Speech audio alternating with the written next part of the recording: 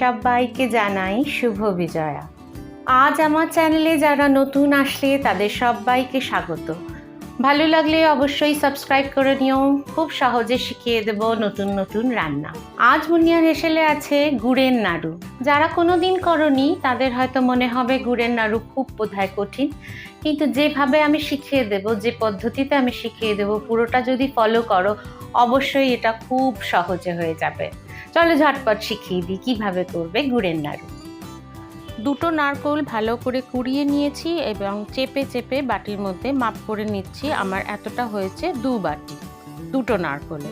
কড়াইটা নিয়ে নিলাম, যে কড়াইতে জাল দেব সেই কড়াইটাই নিয়ে নিয়েছি। 2 বাটি নারকোলই দিয়ে দেব।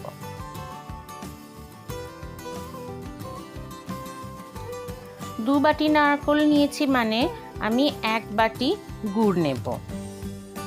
বাটি কাপ যাই মাপো না কেন, সবসময় 2 বাটি নারকোল হলে 1 বাটি গুড় নিতে হবে, মানে 2:1, নারকোল 2 গুড় 1। সমস্ত গুড়টা দিয়ে দিয়েছি, দিয়ে এবার হাত দিয়ে এটাকে ভালো করে মিশিয়ে নেব আর ভালো করে এটাকে মেখে নেব। খুব চেপে চেপে মাখবো যাতে নারকোলটা একদম নরম হয়ে যায়, দানাটা তাহলে মুখে কম পড়বে।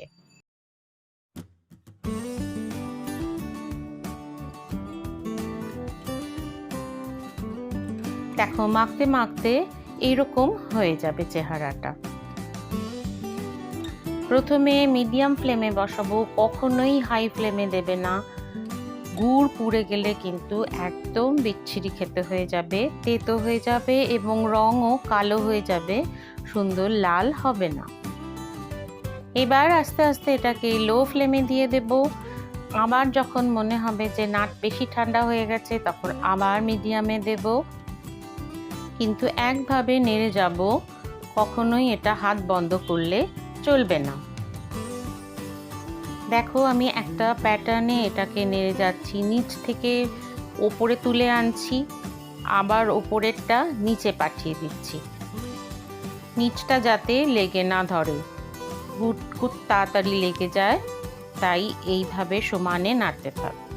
এবার একটু এটা চেক করে নিই আট হয়েছে কিনা, একটু তুলে রাখলাম, একটু ঠান্ডা হলে হাত দিয়ে দেখব। আমার স্টিলের কড়াই, তাই আঁচটা নিভিয়ে দিলাম। এবার হাত দিয়ে নাড়ুটাকে গড়ে দেখব আট হয়েছে কিনা। পাক হয়ে এসেছে, কিন্তু আরও একটু হবে। আবার এটাকে সমানে নাড়তে থাকবো। আঁচ কিন্তু আমার সেই বন্ধ কড়াই রয়েছে। এইবারে দেখো কড়াই আস্তে আস্তে হালকা হয়ে আসছে, চিটে ভাবটা কমে গেছে।